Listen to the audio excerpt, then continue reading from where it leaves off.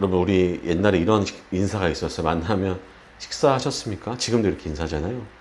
이 인사는 밥을 먹기 어려운 시대에 끼니를 때웠는지 묻는 질문이에요. 근데 지금도 사실 지금은 끼니를 걱정하는 사람은 이렇게 많이 줄었잖아요. 그렇지만 과거에 인사하는 그 방식, 먹는 게 너무 중요하니까 식사하셨습니까? 이렇게 인사를 합니다.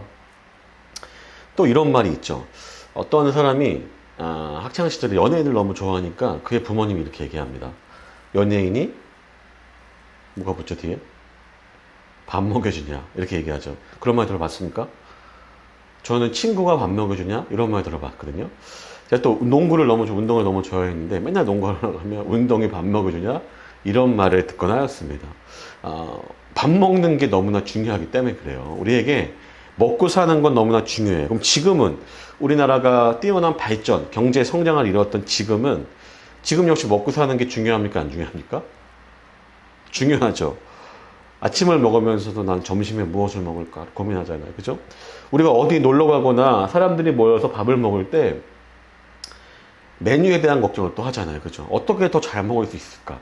더 좋아하는 것을 먹을 수 있을까?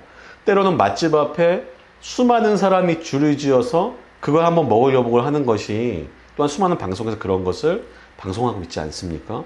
우리에게 먹고 사는 것, 먹는 것, 나를 채우는 것은 과거나 지금이나 아주 중요한 문제라는 거예요. 예수님 시대도 마찬가지였습니다.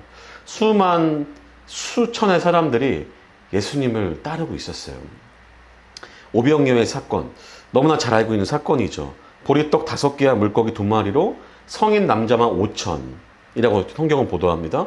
어른과 여자들, 아이들을 포함하면 15,000에서 2만은 됐을 것이다. 많게는 2만까지 되는 정도의 인원을 배부르게 먹였다라고 오늘 성경은 보도합니다. 여러분, 교회가 밥 먹여주냐, 예수님이 밥 먹여주냐 하면 예수님은 밥을 먹여줍니까? 안 먹여줍니까? 먹여줘요. 하지만 여러분, 우리는 그것에 집중해서는 안 됩니다. 우리가 단순히 예수님을 우리가 먹고 사는 것, 나의 만족과 나의 유익을 구하는 것, 나를 채우는 것, 내가 원하는 대로 방식대로 예수님이 해야만 하는가? 여러분, 우리는 거기서 멈추거나 그런 생각을 해서는 결코 안 된다는 거예요. 여러분, 오늘 본문에서 문제가 무엇인가? 오늘 본문의 14절, 15절은 그들이 예수님을 뭐 삼으려 했다고요? 왕, 임금, 세상의 임금으로 삼으려고 했다고 얘기해요. 왜요? 우리를 먹여주니까, 이 기적을 행하니까. 근데 그 기적과 표적의 진정한 참뜻과 의미를 알지 못한 채 저자라면 우리의 물리적인 이 로마의 식민지, 가난하고 먹을 것이 없는 우리에게 좋은 것을 주고 나의 육신의 필요를 채우며 우리를 자유롭게 할 수 있겠구나 라는 생각이 그 예수를 임금으로 삼으려 했다는 것입니다. 근데 여러분, 우리는 우리의 시선, 예수를 바라보는 우리의 시선은 이들과 같아선 결코 안 된다는 거. 왜 그런지 아십니까? 잠시는 예수를 임금으로 삼으려 했지만 오늘 본문 6절의 결론 가운데에는 그렇지 않다는 거예요. 6장 66절을 한번 읽어보겠습니다. 6장 66절에 뭐라고 얘기해요? 시작. 그때부터 그의 제자 중에서 많은 사람이 떠나가고 다시 그와 함께 다니지 아니하더라. 67절 한번 보실래요?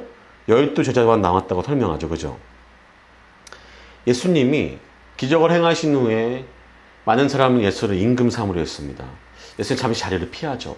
풍랑을 만난 제자들을 만나시고 다시 호수 건너편에서 이 오병이어의 사건에 대한 의미를 그들에게 말합니다. 내가 누구인가? 하늘로부터 온 자. 너희는 떡이 아니라, 이 땅의 떡이 아니라 생명의 떡. 하늘로부터 내려온 나. 예수, 내가 바로 생명의 떡이다. 너희는 나를 먹고 마셔야 한다. 근데 이 의미가 이들에겐 너무나 어렵게 느껴졌고, 이 말을 들은 무리들은 예수를 떠났다는 거예요. 여러분, 많게는 2만 명을 먹이셨고 그 큰 무리가 예수님을 따라왔는데 그들 모두가 12제자를 제외하고는 다 예수를 떠났다라고 얘기합니다. 여러분, 예수님은 그럼 실패했습니까? 이 세상을 구하러 왔잖아요. 사람들을 구하러 왔잖아요. 사람들이 그를 따르지 않습니다. 이것은 누구의 실패입니까? 괴텐베르크라는 요한복음의 신학자 이렇게 얘기하더라고요. 예수 사역의 위기이다. 모두가 그를 떠나게 되었다. 근데 여러분, 이것의 위기는 예수 그리스도의 위기가 아니라 성도의 위기이며 예수를 모르는 사람들, 이 땅의 사람들의 위기이다. 그렇습니까? 안 그렇습니까? 우리가 예수를 따르지 못하는 건, 제대로 따르지 못하는 건 예수님이 문제가 아니에요. 바로 우리의 문제, 우리의 위기가 여기에 있다고 성경은 분명히 이야기하고 있는 것입니다. 여러분, 오병이어의 기적이 믿어지십니까? 믿어지세요? 지금도 여러분 이러한 기적이 일어날 수 있다고 믿습니까? 이건 표적이기 때문에 예수의 메시아됨을 위해 나타난 일회성의 기적이라고 말하는 사람도 있어요. 물론 여러분, 그러한 해석이 틀리다고 말하지 않습니다. 동일한 기적이 지금도 일어나는 거 그렇지 않을 수도 있겠죠. 하지만 예수의 능력, 예수가 동일한 기적을 지금 행할 수 없는가? 결코 그렇지 않습니다.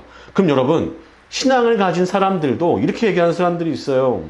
이때 당시에 서로의 도시락, 작은 소년의 도시락이 아니라 오병이어가 아니라 각자 도시락이 있어서 먹을 것이 없는 사람과 그것을 조금씩 나누어 먹다 보니까 모두가 다 채워졌다.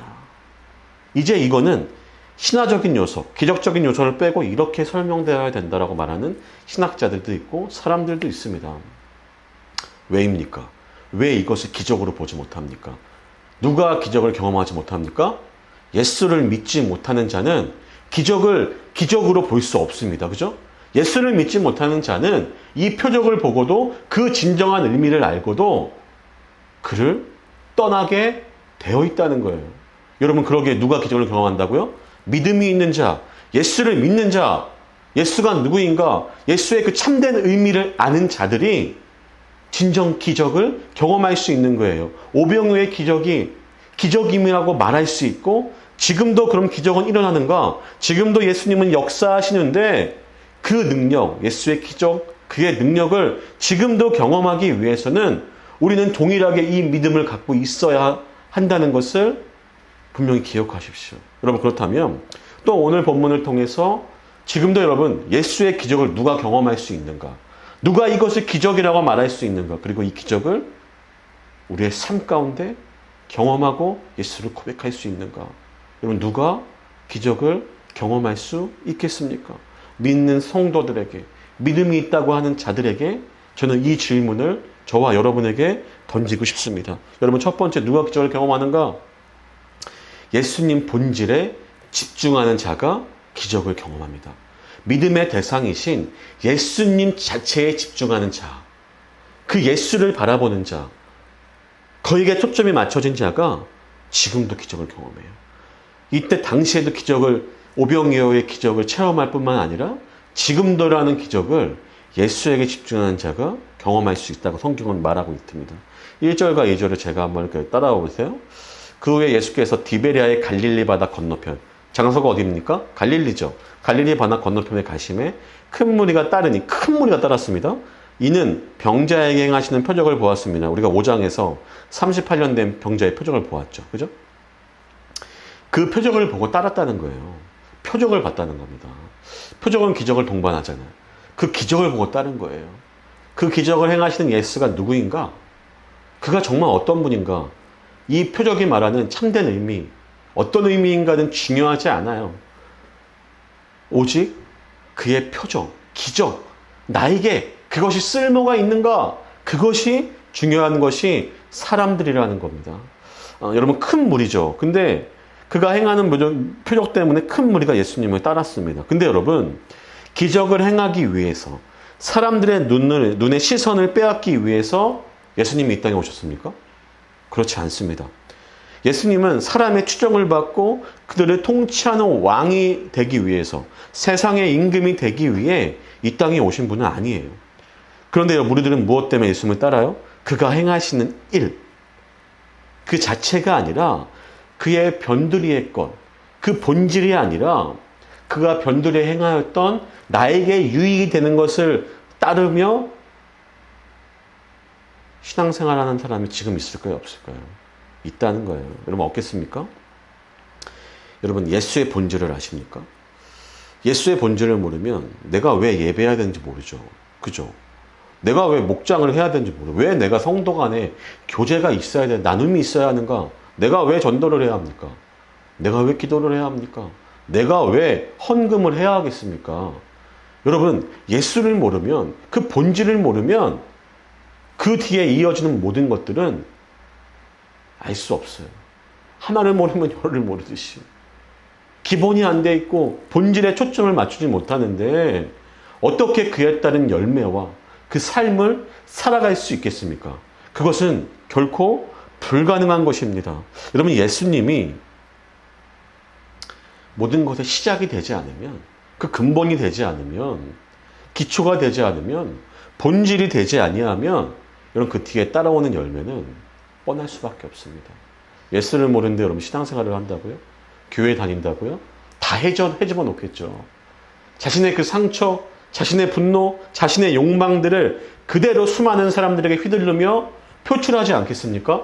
교회가 교회다워지고 성도가 성도다워져야 하는데 그러지 못한 이유가 뭐겠어요? 예수라는 그 본질에 그가 누구인지, 그가 무엇을 말씀하셨는지, 그것이 우리에게 예수가 과연 무엇을 말씀하기를 원하시는지는 중요하지 않아요. 나에게 좋은 것을 주고 유익을 주는 예수만 중요할 뿐, 그렇지 않은 예수, 오병이어의 참된 의미를 알았던 그 수많은 무리들은 나에게 무용지물인 예수는 내가 떠날 수밖에 없다. 여러분, 그 기적을 보고도 예수를 떠나는 일이 벌어지게 된 것입니다. 여러분, 우리가 신앙생활을 어떻게 해야 되겠습니까?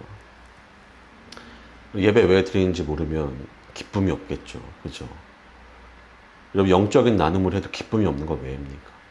영적인 나눔이 되지 않는 건 왜일까요? 여러분, 교회가 교회다워지지 못하고 성도가 성도다워지지 못하는 건 왜 그렇겠습니까? 우리가 예수님께 집중하지 않기 때문입니다. 그를 알기를 원하지 않고 그가 누구인지, 그가 진정 우리에게 무엇을 주길 원하시는지 우리는 모르기 때문입니다. 여러분, 저는 오늘 이 본문을 묵상하면서 또 저와 또 한국 교회, 또 지금 일어나고 있는 교회의 문제들, 또 우리 교회 성도들에게 생각하면서 몇 가지 구절들이 떠올랐습니다. 처음 떠오르는 것은 고린도전서 9장 26절이에요. 사도 바울이 이렇게 얘기합니다. 그러므로 나는 다름질하기를, 내가 달리기를 할 때, 내가 삶의 방향을 두고 살아갈 때 향방 없는 것 같이 아니하고 싸우기를 허공을 치는 것 같이 아니하며. 여러분, 방향 없이 대충 할 수 없다는 거잖아요. 우리의 삶이 그런 거잖아요. 신앙생활도 마찬가지입니다. 빌립보서 2장 3절 이렇게 얘기합니다. 아무 일에든지 다툼이나 허용으로 하지 말고, 오직 겸손한 마음으로 각각 자기보다 남을 낫게 여기고. 요한일서 3장 18절에 또 이렇게 얘기합니다. 자녀들아, 우리가 말과 혀로만 사랑하지 말고 행함과 진실함으로 하자. 성경은 또 얘기해요. 원망과 시비가 없이 해라. 여러분, 제대로 해야 된다는 거잖아요. 여러분, 저에게 적용해 볼까요? 목회를 하는 저에게, 개척을 한 저에게, 교회를 섬기는 저에게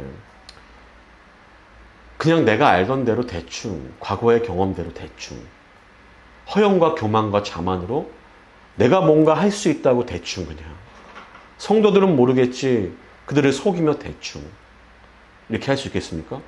내가 어디로 가는지조차 모르고 다름질하기를 향방 없는 것처럼 내가 하면 여러분, 교회가 세워지겠습니까?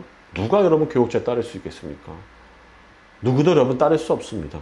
여러분, 그렇게 할 수 없다는 거예요. 대충 하지 말라는 겁니다. 그냥 어떠한 위기나 어떠한 순간을 그냥 넘어가지 말라는 거예요. 때로는 어떤 사람들은 자신의 권위를 내어서 그냥 그것을 넘어가거나 대충 합리화시키는 사람들이 있습니다. 여러분, 반드시 하나님 앞에 그 모든 것들이 결산한 날이 온다는 것을 기억하십시오. 내 안에 예수가 있다면 그렇게 살아갈 수 있겠습니까? 내 안에 진리가 있는데 그렇게 거짓으로 허영과 다툼과 말과 혀로만 원망과 시비를 하며 그럼 제대로 된 길로 갈 수 있겠습니까? 그렇게 갈 수 있다는 것은 정말 코미디죠. 개콘이, 여러분 이런 말 많이 하잖아요. 개콘이 왜 망했는가? 이 나라의 정치판을 보면서, 이 나라의 이런 사람들의 사는 걸 보면서 너무나 허무맹랑하고 웃긴 일이 많다는 겁니다. 여러분, 교회 가운데, 성도의 삶 가운데 우리가 그렇게 하면 되겠습니까? 여러분, 우리는 제대로 살아야 합니다. 제대로 해야 합니다. 교회와 가정을 제대로 섬기고 세상을 여러분 제대로 온전한 방법으로 우리는 섬기며 살아가야 한다는 것을 여러분 분명히 기억하십시오. 세상을 두려워해야 하는가? 세상의 거대한 것들, 그 욕망이 품은 것들, 누군가는 높이 올라갔고 우리는 그것을 바라보며 우리를 짓누려고 하는 그 세상, 짓밟으려고 하는 그 세상 우리가 두려워해야 합니까? 원망과 시민과 다툼이 있는 심지어 목회자라도 그런 사람들을 우리가 두려워해야겠습니까? 그럴 필요가 없다. 그들은 이미 죽은 자들이고 죽음을 향해 갈 수밖에 없고 예수를 언젠간 떠날 수밖에 없는 자들이며 그 예수님의 심판대 위에 언젠간 결산의 날에 그 모든 것이 드러날 자들입니다. 그러기에 여러분 우리는 남들을 비난하기보다 또한 자신을 돌아보면 내가 정말 예수에 집중하고 있는가? 교회뿐만이 아니라 세상 가운데 가정 가운데 내가 정말 그 본질에 집중하여 제대로 가고 있는가를 우리는 끊임없이 생각하며 주님 앞에 또한 회개하며 그와 동행하며 그의 은혜를 구하며 오늘을 또한 살아가야 할 것입니다. 우리가 예수 그 본질에 집중할 때 방황하는 그 무리들, 그 방황이 끝나게 될 것이며 헛된 것에 집착하는 그 모든 방황들은 다 끝을 마치게 될 것입니다. 여러분 누가 기적을 경험하는가? 첫 번째는 예수에게 집중하는 자, 예수를 보는 자가 경험한다면 두 번째는 누구일까요? 우리가 두 번째는 알아야 할 것인데 어떤 자냐면 예수님은 우리 인간의 생각을 뛰어넘는 분이심을 아는 자입니다. 여러분 예수님은 인간의 상식과 인간의 생각과 인간의 능력과 인간의 가능성 그 모든 것을 뛰어넘는 자, 뛰어넘는 분이라는 분명한 인식을 가지고 있어야 합니다. 그렇지 않으면 여러분 어떻게 기적을 경험하겠습니까? 내가 하죠. 내가 예수보다 낫다고 말하면 내가 하겠죠. 예수님을 믿는다고 하지만 내가 나의 가능성을 일한다면 기적은 경험할 수 없습니다. 5절의 말씀에 이렇게 얘기해요. 예수께서 눈에 들어 큰 무리가 자기에게 오는 것을 보시고 예수님이 이미 보고 계셨습니다. 수많은 제자들 전에 큰 무리를 보고 계셨고 빌립에게 이르시되 이렇게 물어요. 우리가 어디서 해요? 어디서 떡을 사서 이 사람을 먹이겠느냐 하시니 문제가 뭡니까? 떡을 어디서 구할 수 있을까라고 먼저 물으십니다. 요즘 어디서 구할 수 있습니까? 여러분 그래 많게 2만 명이라고 하는데 아니 단순히 여러분 남자만 5천 먹을 떡을 어디서 구할 수 있겠어요? 5천 인분의 밥을 여러분 어떻게 구합니까? 배식은 여러분 어떻게 할 겁니까? 예수님이 빌립에게 그렇게 물었다는 거예요. 예수님이 여러분 내가 어떻게 할지 몰라 사람의 도움을 청하신 분일까요? 그렇지 않아요. 그럼 여러분 예수님은 왜 질문하십니까? 예수님은 때로 제자들에게 질문함으로 그들의 생각이 틀림을 분명히 알게 하셨고 그들이 영적이 무지하게 있다는 것을 분명히 알게 하셨고 그 제자들을 훈련시킬 때 질문을 사용하셨습니다. 오늘 경우도 그러한 경우입니다. 그리고 또 무엇입니까? 왜 질문하는가? 이런 빌립은 사람 많은 주석가들이 얘기하더라고요. 그렇다면 왜 빌립에게 질문을 했는가? 라고 질문을 하는데 빌립을 부르실 때 예수님이 분명히 그 출신을 밝히는데 빌립의 출신이 어디냐면 지금 이 사건이 오병이어의 사건이 일어나는 인근 지역의 베세다 출신의 사람이라는 거예요. 어디서 구할 수 있겠냐 빌립아? 빌립이 뭐예요? 가장 인간으로서의 최적의 대답, 인간으로서의 최선의 대답을 내놓을 수 있는 자가 누구입니까? 빌립이었다는 겁니다. 빌립은 대답하죠. 6장 6절에 예수님이 질문의 이유를 먼저 얘기하시는데 6절의 말씀을 한번 같이 읽어볼까? 시작. 이렇게 말씀하심은 친히 어떻게 하실지를 아시고 빌립은 시험하고자 하심이라. 6절의 말씀이 좀 뜻이 애매모호한데 원어를 보면 여러분 그러니까 빌립이 어떻게 하실지 분명히 아셨죠. 그죠? 어떻게 대답할지 아셨습니다. 그런 의미가 있을 수 있지만 또 정확한 의미는 예수님께는 이미 해결책이 있었고 내가 어떻게 계획하고 어떤 일을 행할 것임을 이미 예수님은 알고 계셨고 또한 당연히 빌립이 어떻게 될지도 알고 계셨겠죠. 모든 계획이 있으심에도 불구하고 빌립을 시험하기 위해 물었다는 것입니다. 여러분, 빌립이 오답을 얘기할 거 예수님은 알고 계셨습니다. 근데 왜 물어봐요? 요한복음에는 어떤 의미가 있다고요? 영적인 무지, 어둠, 이 세상에 대해서 큰 무리만이 아니라 심지어 예수님의 제자들까지도 자신이 누구인지 알지 못했다. 그가 어떤 일을 행할 수 있는지 그것은 기대와 상상조차 할 수 없었던 영적 무지에 빠진 제자들과 그 무리들을 극명하게 드러내고 있는 거예요. 아직까지도 예수가 누구인지 아무도 알지 못했다는 것입니다. 그럼에도 예수님은 자신의 그 일, 그 계획을 갖고 그 일을 행하고 계시다는 것입니다. 여러분, 최선의 대답을 할 수 있는 빌립입니다. 하지만 그 대답은 틀렸다는 거예요. 빌립은 여러분 이렇게 대답하잖아요. 7절에 한번 읽어볼까요? 빌립이 대답하되 각 사람으로 조금씩 받게 하여도 200데나리온의 떡이 부족하리이다. 한 데나리온이 성인 남자의 하루 품삯입니다. 10만 원이라고 생각한다면 200데나리온은 얼마입니까, 여러분? 얼마가 필요하겠어요? 많은 돈이 필요하겠죠. 근데 여러분, 이러한 계산을 하고 이러면도 떡이 부족할 겁니다 라고 빌립은 얘기합니다. 인간이 내놓을 수 있는 가장 최선의 해결책은 이 세상의 어떤 거대한 이 세상의 문제 앞에 해결책을 내어놓을 수 없는 순간이 옵니다. 빌립이 이 동네 사람이었고 정말 떡을 어디서 구해올지언정 그것은 이 사람들을 채울 수 없고 예수님의 능력과는 비교할 수도 없다는 거예요. 여러분, 우리는 우리가 할 수 없는 그 거대한 일 앞에 당연히 그 모든 것을 주님께 맡기고 주님이 가능성임을 고백해야 합니다. 또한 여러분, 아주 작은 것에 역시 내가 여러분 내 손으로 할 수 있는 건 역시 내 힘으로 하는 게 아니라 여러분 내가 할 수 있는 건 내가 해서 하나님의 도움이 없다고 말할 수 있습니까? 그렇지 않습니다. 큰 일이나 작은 일이나 하나님께서 하시는 일, 하나님께 가능성이 있고 인간의 생각과 최선은 그 앞에 비할 수 없는 그 놀랍고 뛰어나신 그 하나님 앞에 우리의 모든 문제와 생각을 드려야 하는 것이 옳은 것이 아니겠습니까? 근데 여러분 생각해 보십시오. 여러분이라면 어떻게 하겠습니까? 예수님이 우리 앞에 있어요. 이때와 당시 같이 마찬가지로 여기 이 지역에 수많은 무리가 예수님을 보러 왔습니다. 예수님이 묻습니다. 이 많은 사람을 어디서 밥을 사서 먹일 수 있겠니? 뿔뿔이 흩어져서 식당을 막 내비게이션을 치고 첨단 기술이 도입됐다고 해서 그 사람들을 다 먹일 수 있을 것 같습니까? 그 문제를 해결할 수 있을 것 같습니까? 그렇지 않습니다.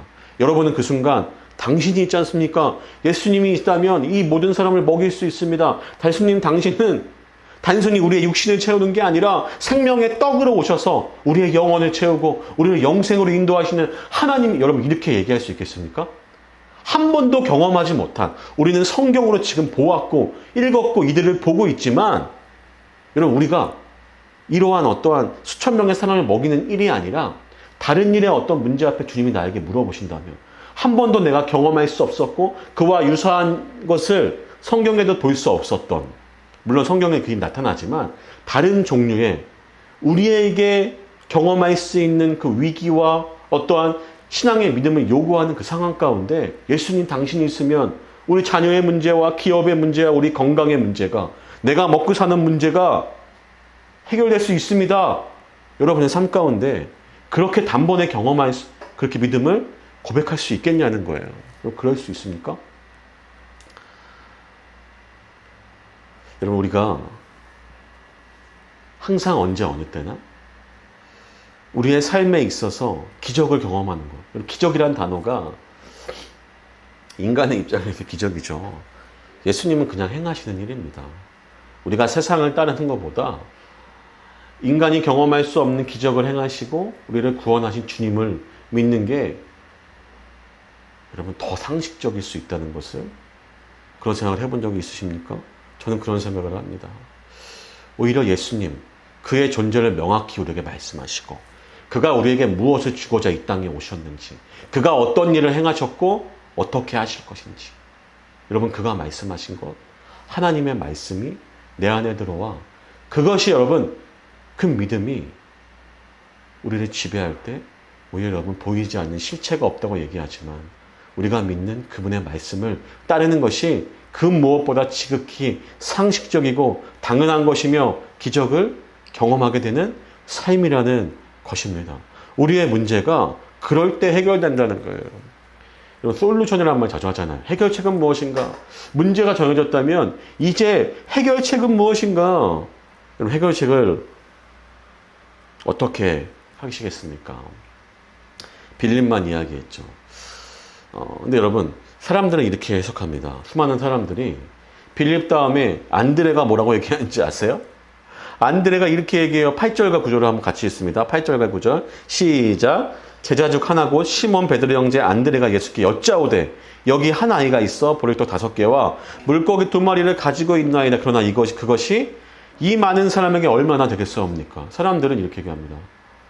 도시락을 가져다가 예수님께 드린 사람, 일말의 가능성과 믿음으로 갖고 있었지 않았겠습니까?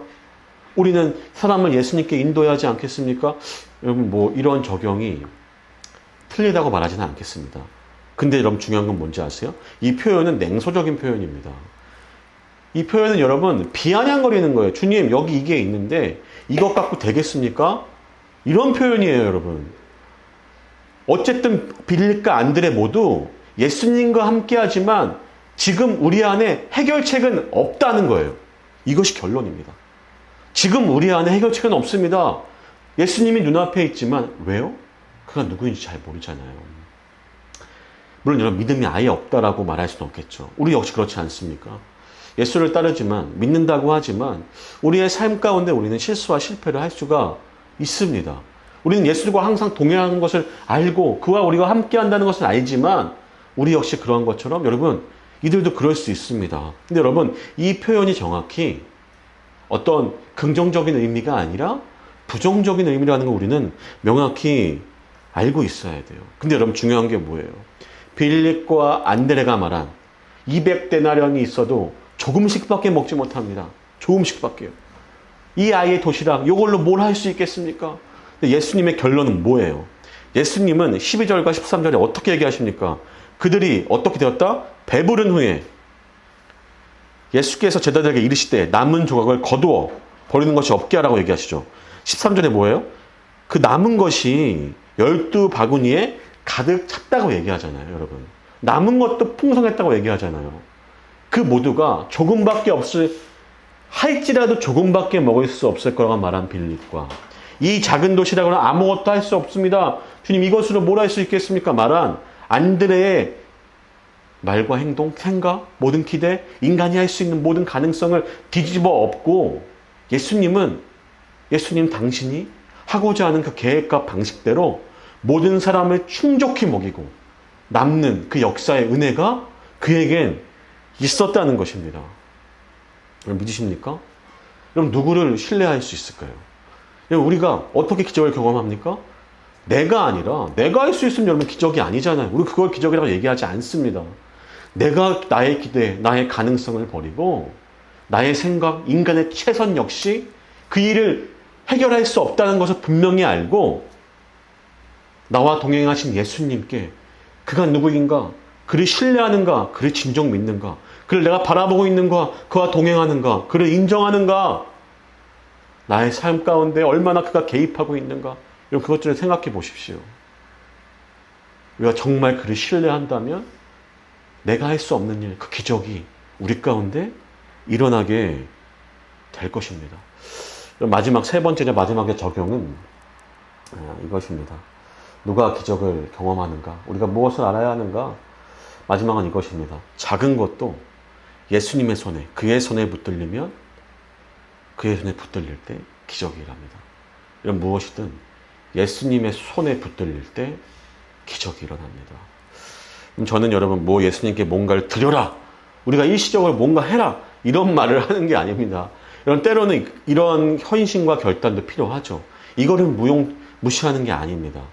근데 여러분, 단순히 뭔가를 드리고 그와 함께 있으면 불가능이 없으니 모든 것이 가능하다, 저는 이렇게 말하고 싶지는 않습니다. 여러분, 오늘 본문이 그런 것들을 성경이 우리에게 말하고 있다고 생각하지 않아요.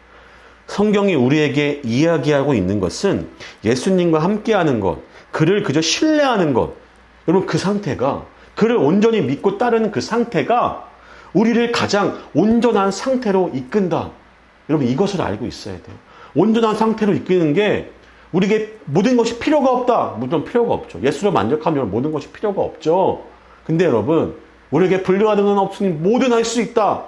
물론 뭐든 할 수 있죠. 하지만 여러분, 성경이 여러분, 그 내가 원하는 뭐든 할 수 있는 것을 말하는 게 아니라 우리는 그와 함께 할 때 가장 온전한 길로 우리를 인도하신다는 거예요. 여러분 보십시오. 나의 삶이 완전하지 않잖아요. 빌립과 안드레와 수많은 무리들의 대답은, 그들의 결론은 완전하지 않습니다. 하지만 그들이 지금 예수와 함께 하니까, 수많은 무리는 예수를 떠나 예수를 알 수 없었지만 예수와 여전히 함께하는 12 제자, 그 제자들은 뭐예요? 예수를 경험하잖아요. 그들이 어떤 생각을 갖고 있던, 우리가 어떤 생각을 갖고 있던, 어떤 것이 문제든, 우리가 무엇이 부족하든 예수와 함께할 때 우리는 온전해지는 것입니다. 그러기에 여러분, 우리가 가진 것이, 우리의 삶이, 나 자신이 아주 작은 것이라도 우리가 주님의 손에 붙들린다면 기적이 일어난다는 거예요. 11절에 볼까요? 11절입니다. 시작. 예수께서 떡을 가져 축사하신 후에 앉아있는 자들에게 나눠주시고 물고기도 그렇게 그들의 원대로 주시니라. 예수님이 손에 붙들려니까, 그가 축사하시니까 어떻게 됩니까? 원대로 주잖아요. 그죠? 우리가 중요한 건 뭐예요? 나의 실력, 나의 믿음. 내가 믿음을 얼마나 또한 믿음을 사는 건 중요하지만, 내가 그것이 나의 이만큼이다. 나는 이렇게 살았어. 나는 믿음으로 살았어. 내가 이렇게 살았으니까, 내가 이렇게 했으니까이 아니라 그냥 그와 함께하는 것, 그의 손에 붙들리는 것, 그와 동행하는 것이 우리에겐 중요하다는 거예요. 여러분, 한 아이의 도시락, 보잘것없는 작은 도시락일 수도 있겠죠. 그죠? 근데 여러분, 그것이 예수의 손에 붙들리니까 기적이 일어나잖아요. 그죠? 물론 여러분, 이 도시락이 없어도 무에서 유를 창조하시는 분이 예수님이세요. 예수님은 불가능이 없으십니다. 그 예수님의 손에 붙들린다면 그 예수님이 우리를 어디로 인도하실까요? 어떤 기적을 우리가 경험할 수 있을까요? 그와 함께하여 나의 삶이 그에게 속해 있고, 우리는 때론 실패하고 부족하지만 여전히 그를 따르며 우리의 것이 그의 손에 붙들린다면 어떠한 일이 여러분 우리 가운데 일어날까요? 그가 행하시는 모든 일, 그가 지금도 우리와 함께 하시며 우리에게 보여주시고자 하는 그의 일들은 우리에겐 기적이 아니겠습니까? 많은 사람들은 기적이라고 말하지 않겠습니까? 그와 동행할 때 여러분, 우리에게 기적이 상식이 된다고 많이 들어보셨습니까? 기적은 우리에게 당연한 것이 될 것입니다. 그럼 다른 것을 구하는 것이 아니죠. 다른 것을 기대하지 않는 것, 헛된 욕망을 끊어내며 그와 그냥 동행할 때, 우리의 삶이 그의 손에 붙들릴 때 우리에게 기적은 일어납니다. 예전 과거에 이런 말이 있어요. 명장은 장비를 탓하지 않는다. 그죠? 근데 요즘은 그 말을 바꾸더라고요. 누가 바꾼지 아십니까? 마케팅하는 수많은 기업들, 물건을 팔아야 하는 수많은 기업들이 그런 말을 하더라고요. 좋은 장비를 써야 된다는 거죠. 그럼 좋은 장비를 쓰면 더 좋겠죠. 그죠? 명장은 장비를 탓한다. 이렇게 얘기도 하더라고요.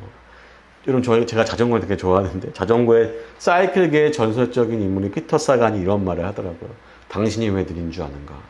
당신의 장비가 후지기 때문이다. 이런 말을 하더라고요. 근데 여러분, 누구의 손에 붙들리는가? 여러분, 아주 미비한 것도 누구의 손에 붙들리는가는 굉장히 중요한 것입니다. 명장은 장비를 탓합니까? 사람은 그럴 수 있습니다. 근데 예수님은 그렇지 않아요. 하나님은 그렇지 않아요. 우리의 모습과 우리의 가진 것으로 우리를 결코 판단하지 않는다는 것입니다. 이탈리아의 유명한 바이올린 연주가인 파가니니가 있어요. 아주 유명한 사람이잖아요.